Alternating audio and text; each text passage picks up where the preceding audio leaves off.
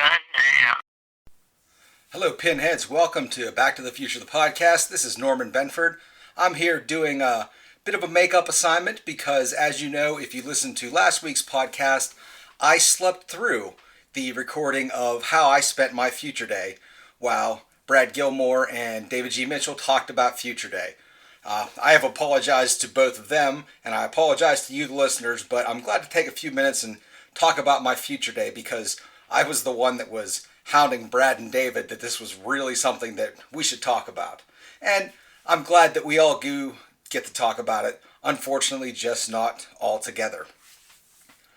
My original plans for Future Day involved watching maybe one or two of the movies at home after work.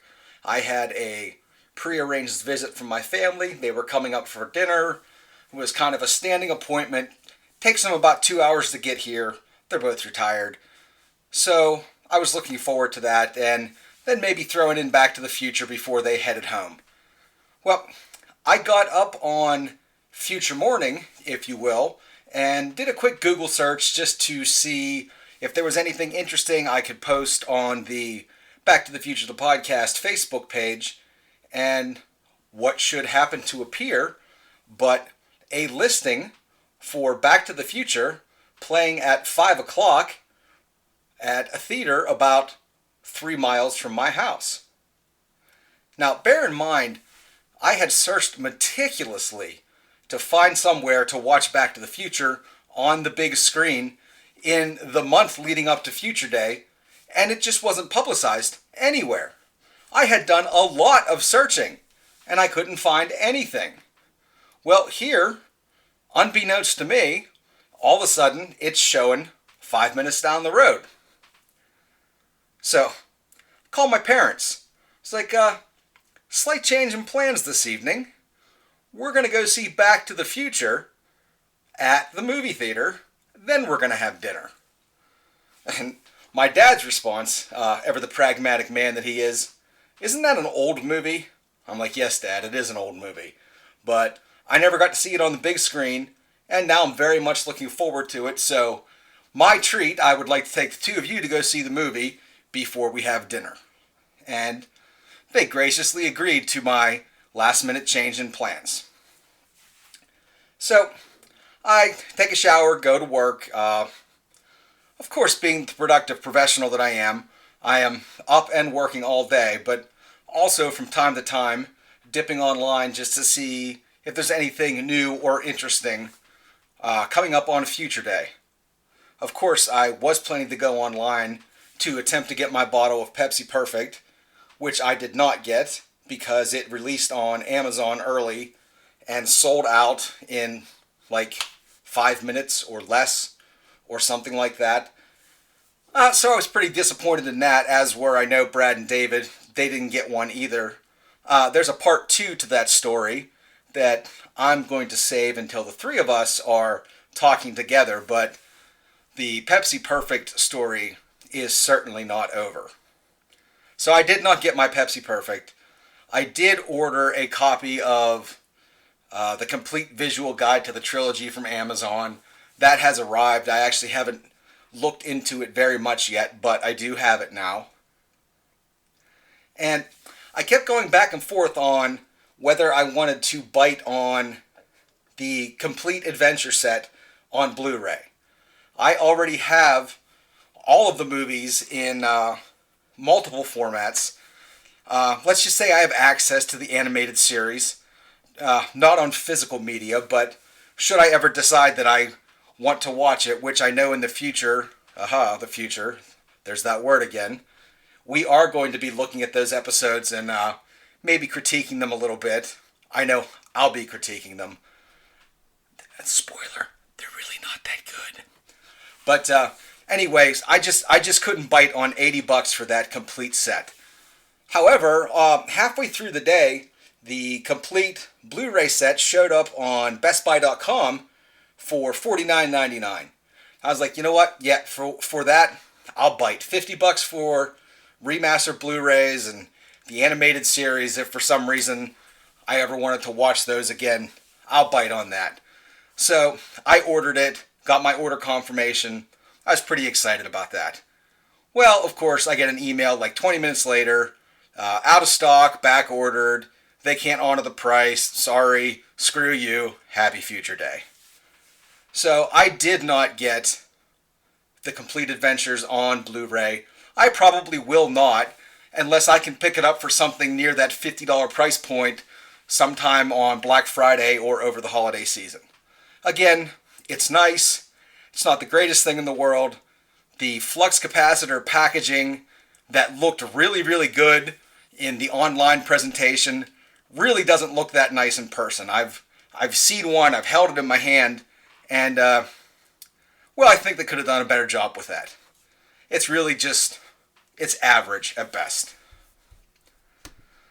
So, future day, end of the work day. Meet my parents at home, pile in the car, head over to the movie theater. I already have my tickets bought online. We get there just in time, have our seats, and it was fairly crowded, to be honest. Probably about 125 people for Back to the Future, which I thought was pretty good for a movie that's 30 years old. And I'm pretty sure everybody in that theater had already seen. So yeah, I'll give you an A+ on that turnout of 125 people. That's just pure profit, because they really didn't do much to market this. Very guerrilla in the marketing of the Future Day theatric release. Not something they spent a lot of time or money talking about. Obviously, they were promoting the day, as it were, and the release of the Complete Adventures and the excitement around the Pepsi Perfect, but as you certainly didn't see any TV commercials for the theatrical release of the movie. So, 125, good turnout. No shocker, I enjoyed the heck out of seeing Back to the Future on the big screen. It's the only one of the original trilogy I had not seen on the big screen. My parents both enjoyed it. My dad laughed out loud a couple times during the movie, which that's kind of atypical for my dad. So I'm glad he was able to enjoy the film that much. So the movie ends, lights come back up. I don't stick around for the credits because, well, there's dinner at home waiting to be eaten in the crock pot. So we're leaving, and I realize there's a bunch of people still sitting there, not going anywhere. So on the way out, and again, my movie ticket just says Back to the Future. That's it. On the way out, I asked the manager, I said, you guys happen to be showing another Back to the Future movie? And she says to me, actually, we're showing all three of them. There's an intermission, and then we're going to start the second movie in a little bit. I was like, oh, good to know. So my mom and dad, gracious family that they are, volunteer immediately to go home so I can stay and watch part 2 and part 3. I say that's absolute nonsense. They traveled 2 hours to spend time with me. So we return to my house. We sit down to a lovely dinner of crock-pot stuffed peppers, which were very good. I made them, I must say. Enjoy a cup of coffee together, and then they get on the road and head back for Johnstown, Pennsylvania. As soon as their brake lights turned off of my road and onto the main street to take them to the highway, I'm in my car hauling ass back to the theater.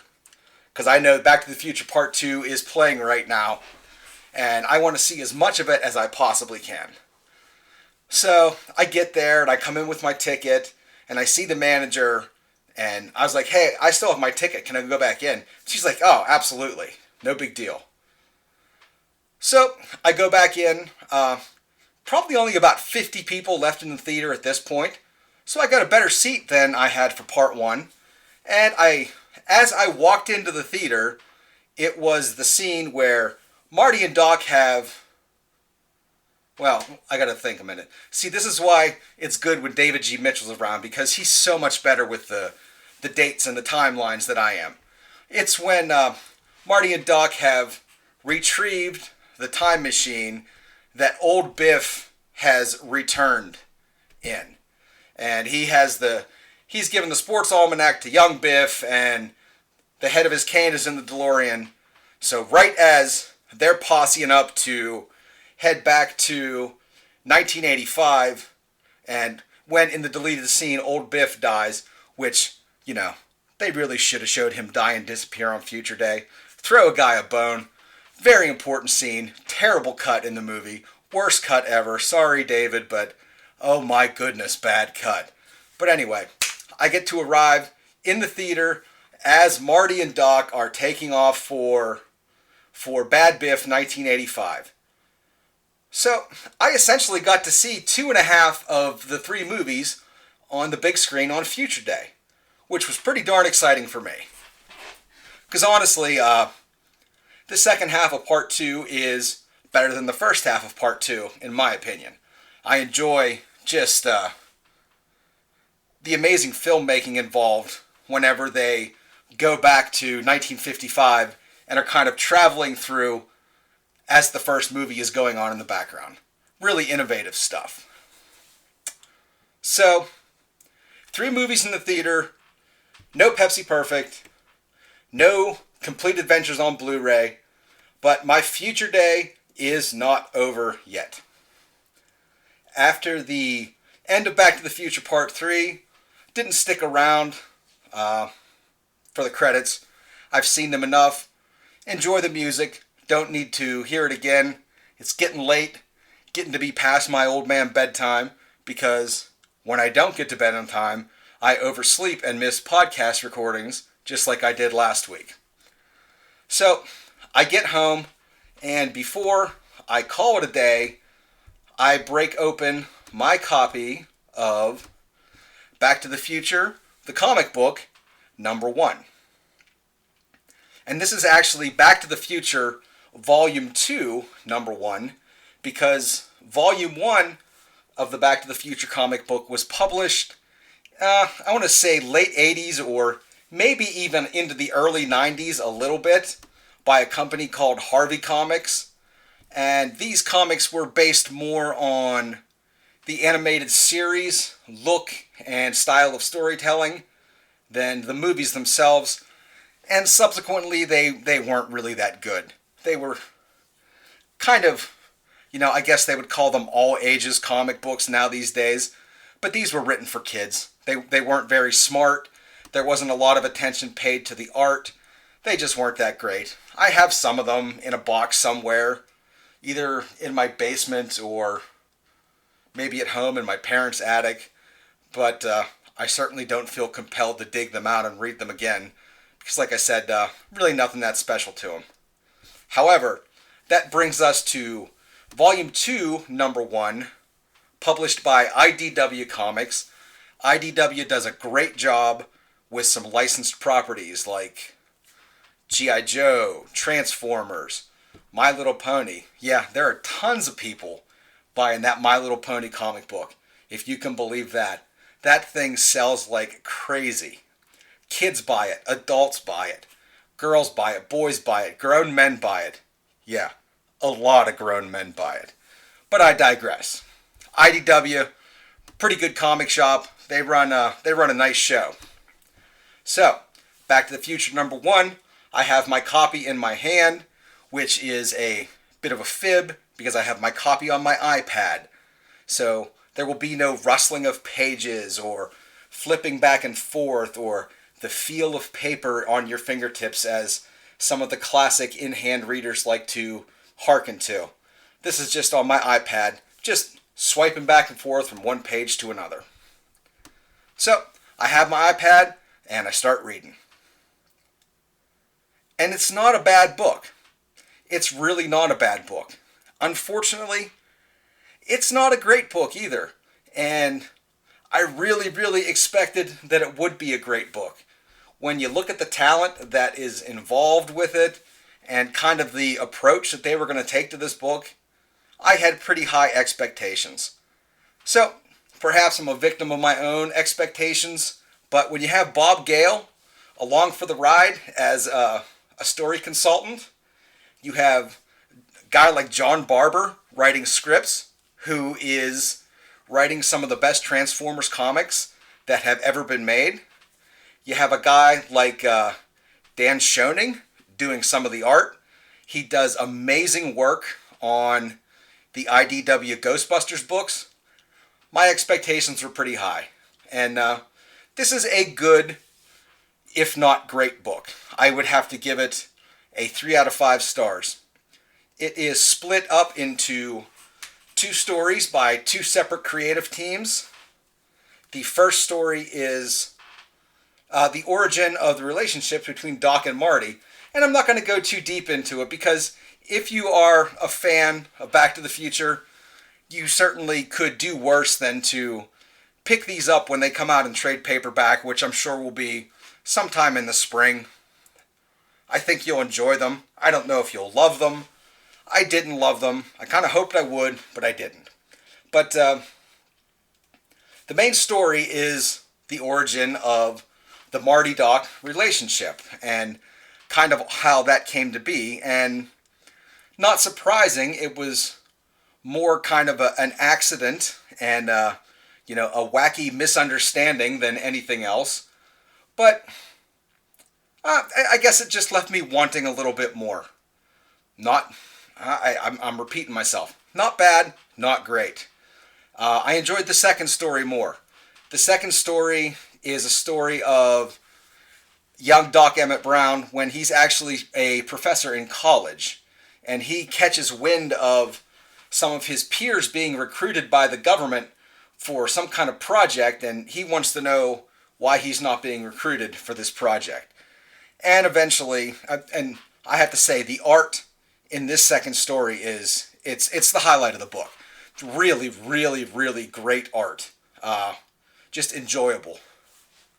Not realistic, more of a caricature style art, but really nice to look at. This is what sells the book for me, ultimately.